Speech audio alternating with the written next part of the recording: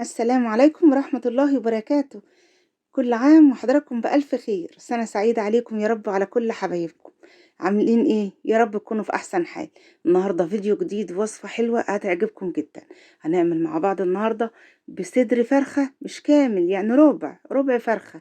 وصفة اقتصادية ما شاء الله، كباب تكليب بعيش أو بخبز، برز بشعرية، رز أبيض، شوية مكرونة، زي ما تحبي. نعملها وصفة اقتصادية من الدرجة الأولى. اللهم صل وسلم على سيدنا محمد وعلى آله وصحبه وسلم تسليما كثيرا. حطوا اللايك بتاعنا، نتابع الفيديو بتاعنا للأخير علشان كل حاجة تطلع معاكم اللهم بارك زي الفل كده. معايا ربع فرخة. بصوا بقى يا حبايبنا، ربع فرخة سهل جدا اهو. عشان انتي لو جايبة عندك ربع فرخة مش مخلي، اقولك ان انتي تخليه ازاي. بتبتدي بقى تجيبي كده تغسليه كويس جدا بالدقيق والملح والجنزبيل والليمون، ونصفيه خالص من المية. بعد ما نصفيه ننشفه كده تنشفة حلوة، ونحطه في التلاجة بتاعتنا قد ساعتين كده يتشمع. تمام. تمام. طلعوا بقى، تكون سكينة حامية معاكي، وتبتدي ان انتي تخليه زي ما حضرتك شايفة كده. مش هيتهدر معاكي، مش هيطلع معاكي منه حاجة. وكمان العظمة اللي طلعت دي ممكن برضو ايه، تحوشي كام واحدة كده ويتحطوا يعملوا شوربة معاكي.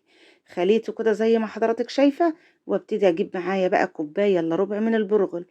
عاملة كفتة يا نجلاء وكباب، وحطاهم في صلصة، ومش بالرز، بالبرغل، أيوة بالبرغل.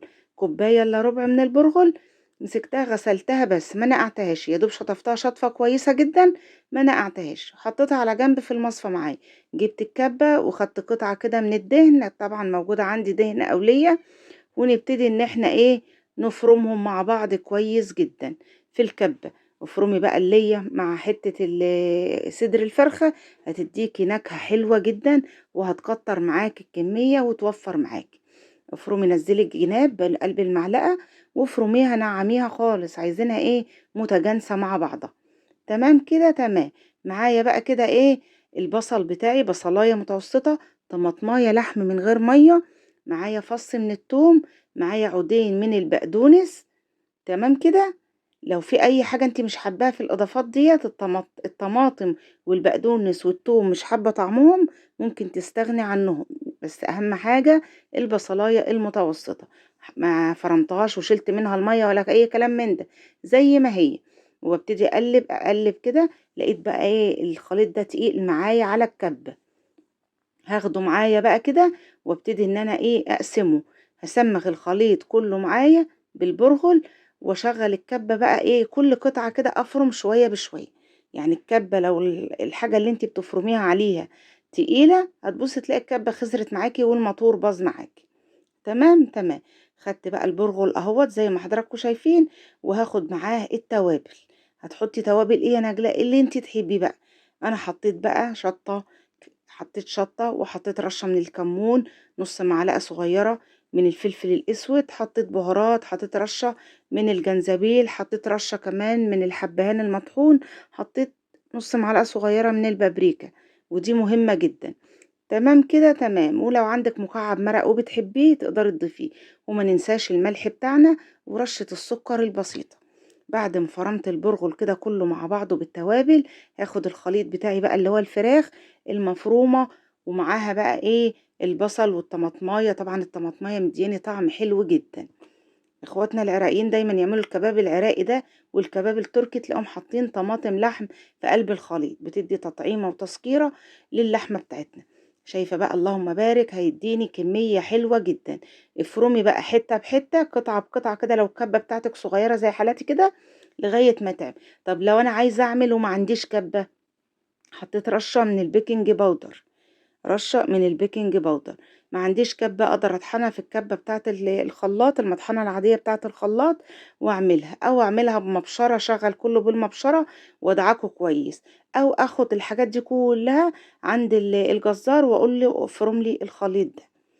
تمام، تمام. معايا بقى شوية من الزيت، هنشتغل بيه بقى دلوقتي. معايا بقى كمان صينية، وفتحت عليها كيس من اكياس التلاجة، ودهنتها دهنة من الزيت. بلبس بقى كلافز، او بشتغل بايدي. طيب، طب انا لو انا عملت الكفتة بتاعتي وطلعت طرية شوية معايا، هتعملي فيها ايه؟ احط لها معلقتين بقسماط.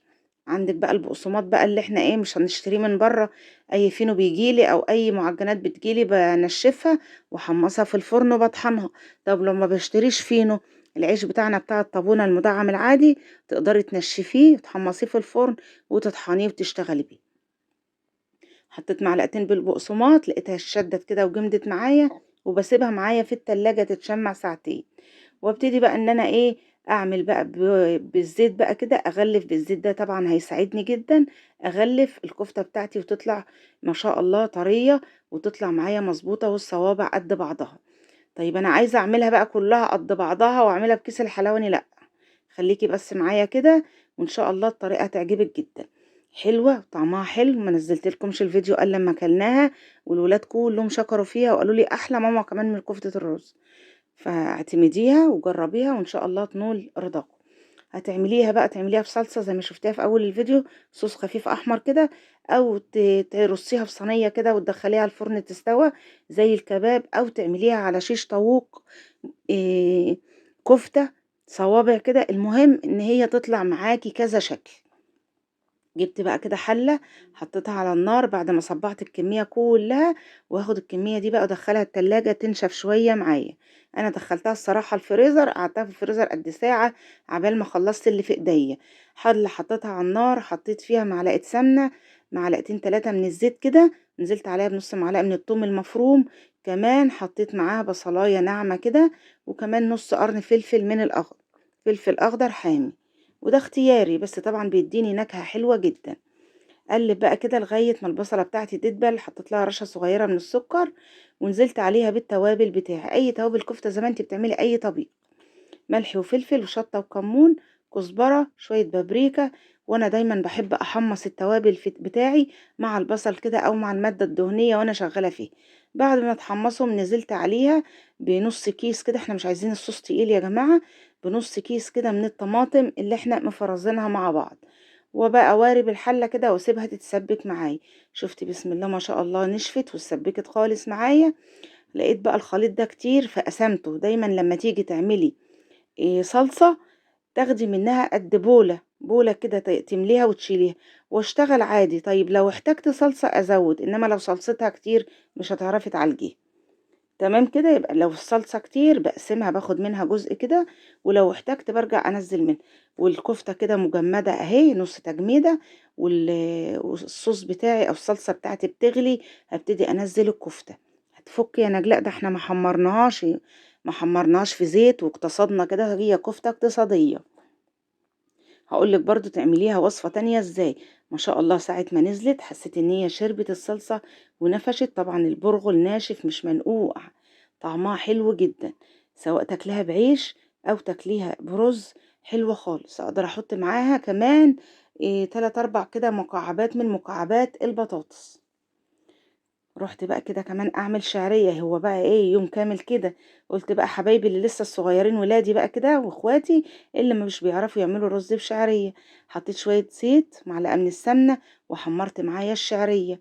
حطيت كمان ورقة من اللورة، وابتدي اقلب بقى اشوح الرز بتاعي لما يسخن جدا، يسخن كده ويطشطش. انا مشهورة بالرز بشعرية، بيبقى طعمه حلو قوي قوي قوي. انا بعمله عادي خالص بس الكل بيشكر فيه. ان شاء الله تعملوه بنفس الطريقة دي ويطلع معاكي زي الفل. حطيت رشة من الفلفل الاسود وشوحي بقى، السر معاكي في التشويحة. طول ما انت بتشوحي الرز بتاعك، طول ما الرز بتاعك هيبقى ايه مفلفل، اللهم بارك حلو جدا. وطول ما احنا شغالين نعمل ايه نصلي على الحبيب المصطفى، اللهم صلي وسلم على سيدنا محمد وعلى آله وصحبه وسلم تسليما كثيرا. سبحان الله والحمد لله ولا إله إلا الله والله أكبر، ولا حول ولا قوة إلا بالله العلي العظيم. ألا بذكر الله تطمئن القلوب. اذكروا الله كتير، استغفروا ربنا، ربنا يبدل حالكم من حال لحال، ربنا يوسع على الجميع. ويجي رمضان كده ويبقى بيوتكم كلها عمرانة بالخير، قولوا امين. اللهم اطعم كل جائع على وجه الارض، اللهم امين يا رب. ربنا يفكها على المسلمين جميعا. حطيت الملح بتاعي وحطيت المية وسبتها تاخد وتدي مع بعضها. رحت للطبيخ بقى بتاعي اللي هي الكفتة اللي في الصلصة. بسم الله ما شاء الله، حاجة حلوة جدا والله. اي حد هيعملها هتوفر معاكي كتير. لو عندك ضيوف بدل الربع فرخة هتعملي نص فرخة، هتشبعي الكل. معايا بقى كده حلة كده على النار فاضية، وسِبت الصلصة بقى كده إيه بتسيبيها مش كتير، يعني إيه قد 5 دقايق وأنتِ واقفة جنبها كده، تغلي بس غلوتين وتقومي جاية طافية عليها، ما تسيبيهاش كتير علشان تندغ معاكِ كده وتبقى حلوة. معايا بقى كده حطيت معلقتين من الزيت، وحطيت الكفتة رصيتها زي ما انتم شايفين كده، وهوطي عليها بقى ساعة ما تغلي، بقوم جاية حاطه لها شقشاق ميه. يعني ايه شقشاق ميه؟ يعني معلقتين 3 ميه كده، ساعة ما احس ان الزيت طشطش كده وحسيت ان هي ايه غيرت لونها. بعد بهزها بقى شمال ويمين كده، ما تقلبيش فيها كتير عشان ما تتهرش معاكي. بسم الله ما شاء الله حلوة جدا. شوية سلطة طحينة كمان معاها، كان الأكل اللهم بارك حلو. قلبتها تقليبة خفيفة، وحطيت لها معلقتين مية بصوت، وابتديت بقى ان انا ايه اقلب. البيكنج باودر نفشها معايا، وكل ده من صدر فرخة، ربع فرخة، ربع يعني صدر واحد بس. اقدر اجيب فرخة واحدة لو انا ظروفي على قدي، واعمل 4 وصفات فيهم فراخ من فرخة واحدة.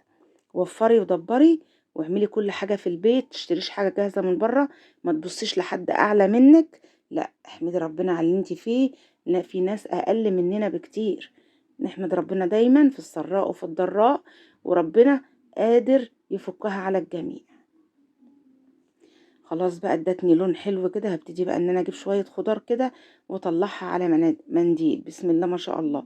اوعي ترمي شوية الزيت دول، تقدري تعملي عليهم طبيخ تاني. شوية صلصة كده وتقدري تشتغلي بيهم كمان. وبألف هنا وشفا على قلوبكم يا رب. طلعت بقى الكفتة بتاعتي، وهروح بقى ارصها كده في الطبق. كمان الكفتة اللي في الصلصة بسم الله ما شاء الله بقت حلوة اهي. استوت، خدت مني بتاع 5 دقايق 10 دقايق كده.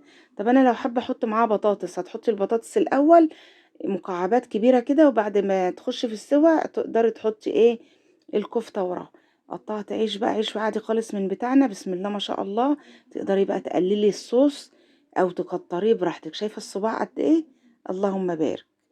بألف هنا وشفا على قلوبكم يا رب. وصفة اقتصادية، أي حد يقدر يعملها. ربنا يملى بيتنا وبيتكم خير وبركة. شايفة التغميسة؟ بس اللهم إني صائم. أنا كنت صايمة بس الولاد ما كانوش صايمين. كنت صايمة كده، كان يوم خميس وعملتها، وكلها كانت في يوم واحد، وما ما خدتش مني وقت ولا خدت مني حاجة. طب لو عايزة أعملها قبلها بيوم، تقدري تعمليها وتبيتيها عندك في التلاجة متصبعة، وتاني يوم بقى توضبيها وتعمليها. يلا بقى اتفضلوا معانا، وبألف هنا وشفا على قلوبكم يا رب. ما تنسونيش بدعوة حلوة من قلوبكم، تنسوش اللايك، تعليق حلو كده من ايديكم. واللي ما اشتركش في القناة ينورني باشتراك. اهلا وسهلا بيكم. ربنا يا رب يرزقكم السعادة من سابع سماء. وكل سنة وانتم بألف خير وصحة وسلامة وستر وراحة بال. شايفين بقى الكمية؟ بسم الله ما شاء والله العظيم من ربع فرخة. ما زدت عليكم بأي شيء. كوباية الا ربع برغل، والمعلقتين البقسماط، ولا حطيت بيض ولا أي حاجة. وبألف هنا وشفا على قلوبكم يا رب.